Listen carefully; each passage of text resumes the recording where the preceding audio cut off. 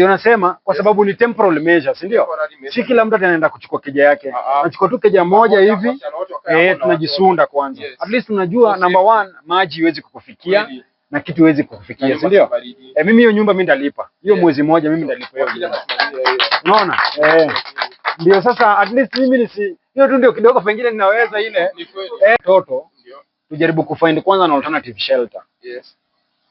Alternative tu, si hapa tu mtaa tu. Si ni room tu kwa siku kadhaa, ndio? Kwanza ndio kama ni mattress inatolewa, kitanda itolewe. Mkuwe na mahali mnaenda kunini? Kulala. Sasa mtu akaanguka kutoka kitanda. Unajua inaweza kuwa tena ni story nyingine tena tumeanza. Furaha sana kwa sababu Shadrack ametokea, hatakuwa tunatarajia.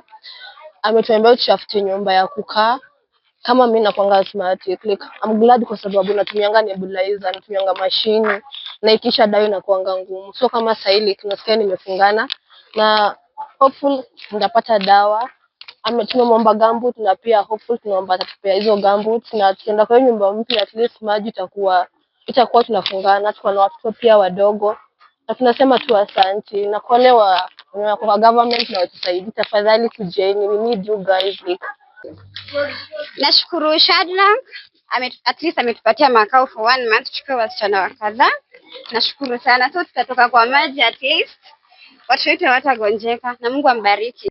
Nashukuru Shadrack sana mali ametuokolea kwa maji, tuko na watoto wadogo na Mungu ambariki juu hata kwangu mimi nalala chini na kumejaa maji, siwezi lala, sina mali ya kulala hata saa hii.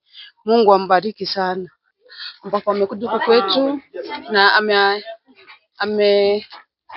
ametusaidia, ametuambia tutafute room yenye tunaweza kaa na watoto. Tuko wasichana kadhaa, tuko na watoto.